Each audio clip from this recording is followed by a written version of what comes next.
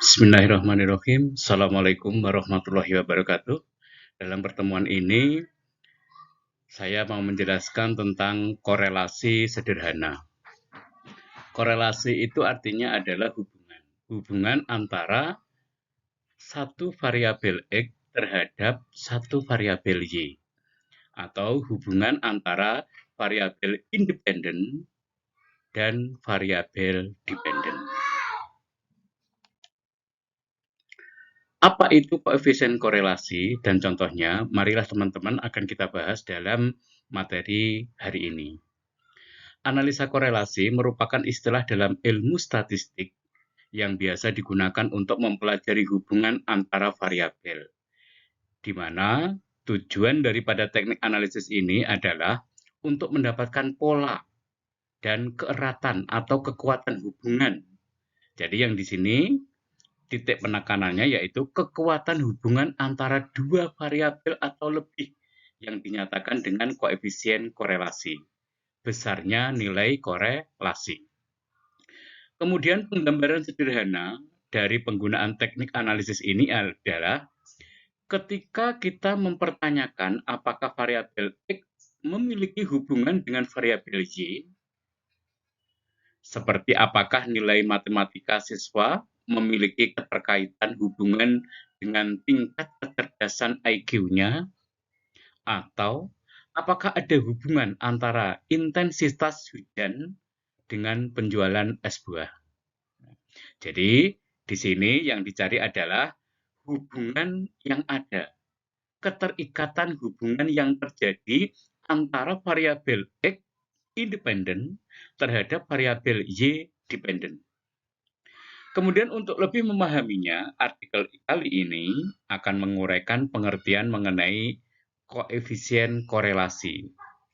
Bagaimana interpretasinya, rumusnya, dan penerapan cara berhitungnya. Rumus korelasi. Ya. Untuk menjelaskan rumus korelasi, kita harus memahami ini dulu. Seperti disebutkan sebelumnya, koefisien korelasi adalah nilai yang menunjukkan kuat atau tidaknya hubungan linear antara dua variabel, yaitu variabel independen dan variabel dependen. Korelasi ini biasanya dilambangkan dengan huruf R kecil yang nilainya berada antara negatif 1 sampai positif 1. Jadi rentang nilai korelasi nilainya adalah negatif 1 hingga positif 1. Berarti kalau nilainya di luar ini, berarti cara perhitungan nilainya adalah salah. Jadi menghitung nilai korelasinya salah, ya, terjadi kesalahan. Nilai R yang mendekati negatif 1 atau positif 1 menunjukkan hubungan yang kuat di antara dua variabel tersebut. Ya. Apakah negatif atau positif yang mendekati ini, misalkan 0,9, 0,7, 0,8, berarti menunjukkan hubungan dua variabel yang kuat. Ya. Sementara nilai R yang mendekati 0 mengindikasikan hubungannya adalah lemah. Semakin mendekati 0, nilainya lemah. Semakin mendekati 1, nilainya kuat. Itulah nilai daripada koefisien korelasi. Jika koefisien korelasi menunjukkan hasil positif, maka kedua variabel mempunyai hubungan searah. Jika R-nya nanti itu misalkan 0,8, maka itu adalah positif, maka hubungannya searah. Artinya ketika variabel X tinggi, maka nilai variabel Y akan tinggi pula, yaitu memiliki hubungan yang searah. Satu naik, X naik, maka Y juga akan naik. Sementara jika koefisien korelasi negatif, maka kedua variabel tersebut memiliki hubungan yang berlawanan, di mana variabel X-nya tinggi, maka nilai variabel Y-nya justru rendah atau menurun. Jika hubungannya adalah negatif, misalkan negatif 0,7, seperti itu.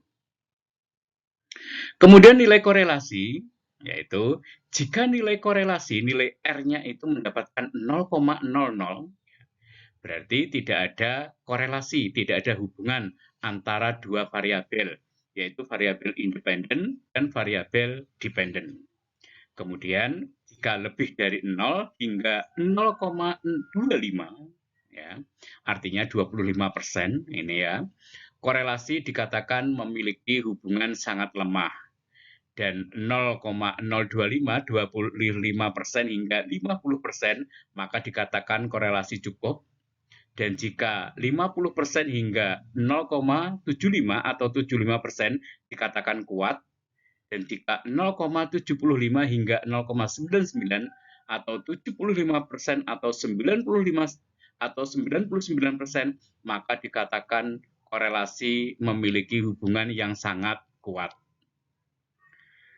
Jika nilainya 1, korelasi hubungannya adalah sempurna positif. Dan jika nilainya negatif 1, maka korelasi dikatakan memiliki hubungan yaitu sempurna negatif. Jadi, secara keseluruhan, penafsiran hasil korelasi melihat pada 3 nilai, yaitu kekuatan hubungan kedua variabel tersebut, signifikansi hubungan, dan arah hubungan.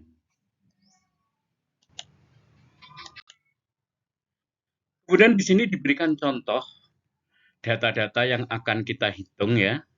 Di sini datanya di sini adalah harga dolar dalam rupiah, harga emas 24 karat dalam rupiah. Jadi di sini harga dilambangkan dengan X, ya, harga dolar, harga emas dalam karat yaitu dilambangkan dengan Y. Ini. Jadi yang paling kanan ini adalah harga dolar mulai dari 382, 420, 420 sampai 632.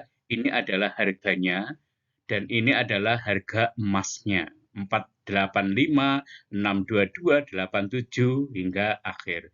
Dan di sini N, ingat teman-teman, N itu adalah jumlah data yang dihitung. Di sini ada 1, 2, 3, 4, 5, 6, 7, 8, 9. Jadi N-nya adalah 9. Ini ya. Di sini adalah yang menjadi N adalah tahun. Ini.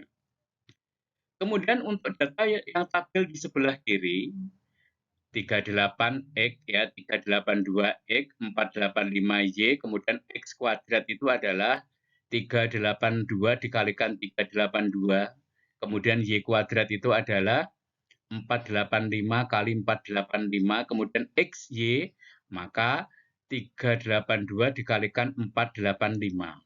Semuanya dikalikan ke kanan, setelah dikalikan semuanya dijumlahkan ke bawah. Untuk X ya, mulai dari 382, 420 sampai 632, ini dijumlahkan menjadi nilainya adalah 3.975. Ini adalah sigma X. Kemudian sigma Y adalah 15.969. Kemudian sigma X kuadrat yaitu 1.782.673 dan sigma Y kuadrat adalah 39.037.583. Adapun sigma XY adalah 7.561.606. Data ini nanti akan kita masukkan ke dalam rumus korelasi. Dari sini insya Allah sudah jelas teman-teman semuanya ya. Mulai dari X kuadrat, Y kuadrat, X dan Y dikalikan ke kanan, kemudian dijumlahkan ke bawah. Kemudian untuk menentukan apakah terdapat korelasi antar kedua variabel, yakni harga dolar Amerika dan harga emas 24 karat, maka perhitungan dengan menggunakan korelasi persen ya, di mana X adalah harga dolar dan Y adalah harga emas 24 karat. Kemudian rumus korelasinya seperti ini teman-teman, mohon diperhatikan. R kecil ini adalah lambang daripada korelasi, di mana R adalah N, ya, sigma XY, N-nya tadi dihitung ada 9, N sigma XY, nilai sigma XY berapa, dimasukkan ke sini, dikurangi sigma X dikalikan sigma Y, kemudian dibagi akar N, sigma X kuadrat dikurangi sigma X dikuadratkan, ya, N-nya 9, sigma X kuadratnya berapa, sigma X-nya berapa, ya. Kemudian ini sigma X kali sigma X, ya. Kemudian ada akar lagi, N 9 dikalikan sigma Y kuadrat dikurangi sigma Y dikuadratkan. Artinya ini adalah sigma Y kali sigma Y. Sigma Y kuadratnya berapa nilainya di sana. Yang perlu diperhatikan teman-teman adalah akar apabila disejajarkan dengan akar dengan akar ini mempunyai lambang perkalian. Nanti hasil daripada N sigma X kuadrat dikurangi sigma X dikuadratkan, nilainya berapa, kemudian diakarkan. Kemudian di sini juga gitu ya, N sigma Y kuadrat dikurangi sigma Y dikuadratkan, nilainya berapa, kemudian diakarkan, akar dari akar itu kemudian dikalikan di sini. Kemudian kalau yang atas ini adalah N sigma XY dikurangi sigma X dikalikan sigma Y. Berapa nilainya dikurangi. Insya Allah bisa dipahami teman-teman ya ini untuk rumus ini. Kemudian dari rumus tadi dimasukkan semuanya angkanya ya. Mulai dari 9 ini ya. Ternyata di sini nilai sigma XY itu adalah 561.606 ini ya. Kemudian sigma Y nilainya 3975 dan sigma Y adalah 15969. Ini 9 kali 756160 ini nilainya berapa ditaruh di sini ya. Kemudian sigma X kali sigma Y nilainya berapa ditaruh di sini ya. Ini perkaliannya gitu ya. Jadi setelah akar-akar berapa kemudian dikalikan ya, muncullah nilai total daripada nilai korelasi menunjukkan nilai 0,945. Jadi hubungannya adalah kuat signifikan berdasarkan ukuran-ukuran yang ada di atas tadi. Dari sini, apakah hitungan ini ada yang dipertanyakan? Ya, silahkan bisa komentar nantinya ya cara menghitungnya. Kemudian interpretasi dari hasil di atas terlihat bahwa ada hubungan linier antara harga dolar dengan harga emas 24 karat, di mana hubungannya dapat dikatakan kuat dan positif atau bisa dikatakan juga signifikan melalui hasil koefisien korelasi sebesar 0,945. Dengan demikian, kenaikan harga dolar terjadi bersama-sama dengan kenaikan harga emas 24 karat. Begitupun sebaliknya, penurunan harga dolar yang terjadi juga diiringi dengan penurunan harga emas 24 karat, yaitu mempunyai hubungan yang searah. Tetapi di sini yang perlu diperhatikan oleh teman-teman, karena ini positif, maka hubungannya adalah naik, searah naik. Baiklah teman-teman, untuk menjelaskan analisa korelasi, insya Allah sudah cukup ya. Dan saya untuk kalian ya, rajin-rajinlah belajar ya. Ketika orang lain meragukanmu, orang lain sudah tidak percaya kepada kalian, teman-teman, apa yang harus kalian lakukan agar orang lain itu percaya ya. Jadi ketika orang lain meragukanmu, yang harus kamu lakukan adalah percaya pada dirimu dan tunjukkan atau buktikan kemampuanmu. Bagaimana cara membuktikan? Yaitu dengan rajin belajar. Semangat, semoga sukses selalu. Terima kasih. Assalamualaikum warahmatullahi wabarakatuh.